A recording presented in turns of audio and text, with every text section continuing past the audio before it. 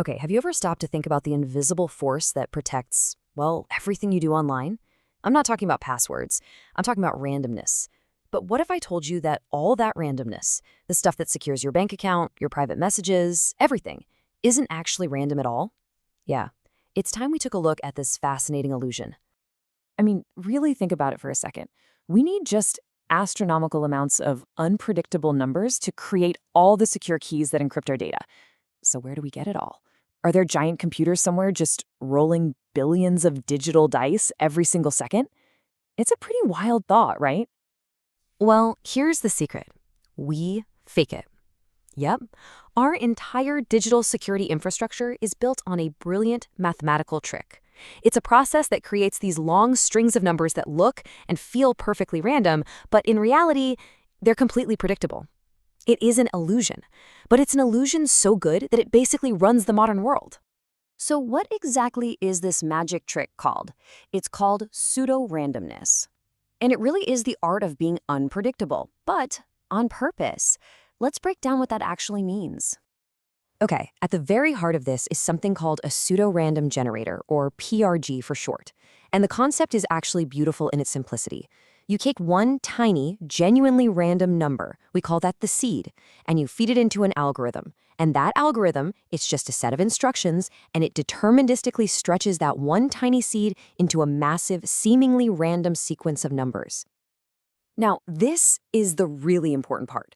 The sequence that comes out of that PRG, it has to be so convincing that no computer, no matter how powerful, can tell the difference between it and a truly random string of numbers, like from flipping a coin a billion times.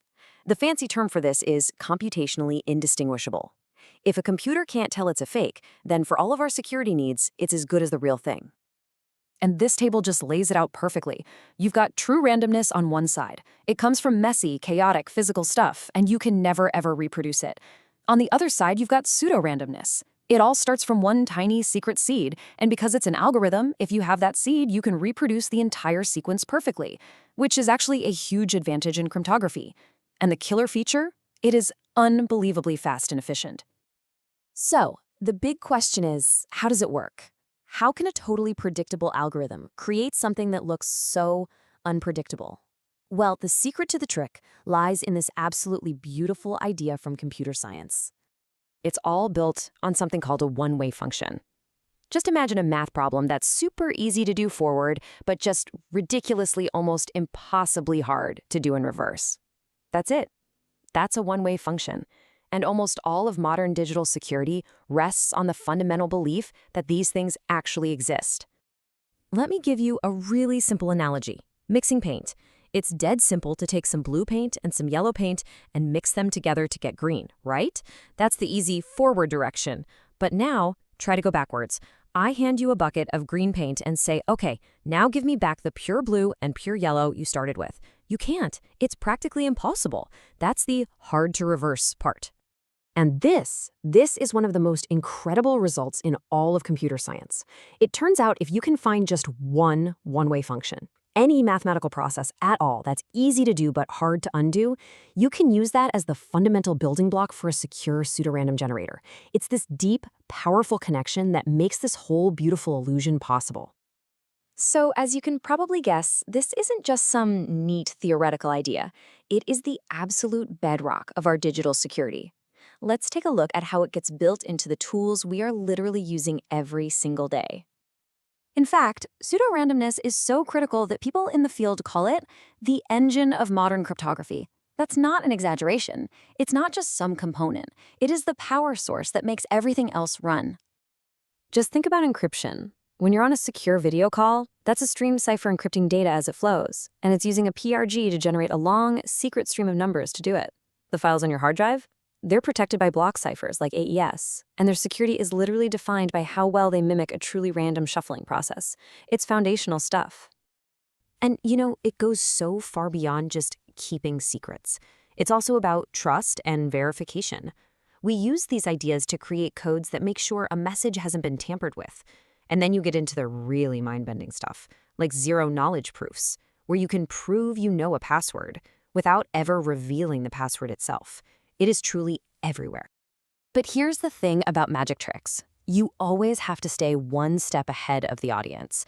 The world of security is a constant arms race, which means we always have to be working on building better, stronger, more convincing illusions of randomness. And the next huge challenge is already on the horizon: quantum computers. These incredibly powerful machines are threatening to do the impossible, to break that hard-to-reverse property of the one-way functions we rely on today. Basically, they threaten to learn how to unmix the paint, and if they do, a lot of our current security could just shatter. So, what's the plan? Simple. We find harder math problems. Researchers are already way ahead on this, developing brand new types of PRGs based on things like lattice-based cryptography. These are built on problems so complex that we believe even a powerful quantum computer won't be able to solve them. It's about getting ready for the next generation of security threats. And the work doesn't stop there. People are designing systems that can resist physical attacks, where someone is literally monitoring your computer's power usage. They're making RDGs faster, more efficient for small devices. They're even figuring out better ways to get those initial, truly random seeds from noisy, imperfect sources in the real world. The goal is always the same: build a more resilient illusion. So, when you boil it all down, our entire digital world, our economy, our privacy, our communication, it all functions because we share a collective belief in this mathematical illusion. A fake randomness so perfectly crafted, it's just as good as the real thing. It's a magic trick that has served us incredibly well.